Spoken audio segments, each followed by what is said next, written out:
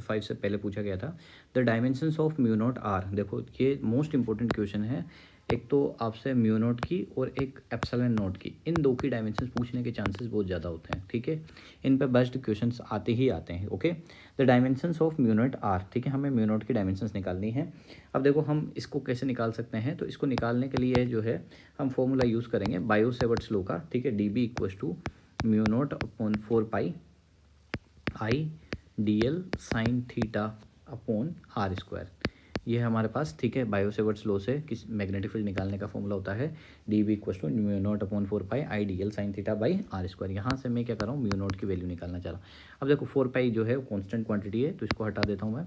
तो ये है यहाँ से आर स्क्वायर डी बी हो जाएगा और यहाँ से हो जाएगा आई d L, okay. Sine theta भी क्या है, हटा देता हूँ क्योंकि उसका डायमेंशन में कोई रोल नहीं है, ओके। अब देखो यहाँ से मुझे मैग्नेटिक फील्ड की डायमेंशंस निकालनी है, ओके। अगर मैग्नेटिक फील्ड बी पता लग जाएगा तो मेरे पास यहाँ पर और इजीली सोल्व हो जाएगा। तो इसके लिए हम क्या करते हैं, बी की डायमेंशंस निकालने के लिए मुझे क्या करना होगा, ठीक है, अलग से फॉर्मूला लगाना होगा। तो यहाँ से देख दिए एफ इक्वल्स टू, अपन फॉर्मूला जानते हैं B I l sine theta, ठीक है। ये किसी भी रोड पे जो है वो फोर्स लगता है मैग्नेटिक फील्ड में, अगर कोई रोड रखी हुई तो उस पर फॉर्मूला जो लगता है वो हो गया B I l sine theta. यहाँ से क्या है, बी निकाल सकते हैं अपन।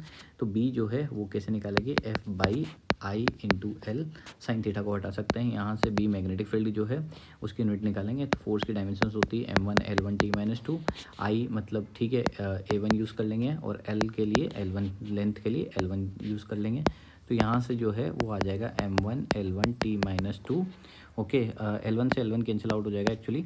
तो यहाँ पर जो है वो हमारे पास जो मैग्नेटिक फील्ड की डायमेंशंस आएगी वो आएगी m1, ठीक है, a माइनस 1 और t माइनस 2, ओके। ये है, तो ये हम यहाँ इस फॉर्मूले में वैल्यू पुट कर देते हैं।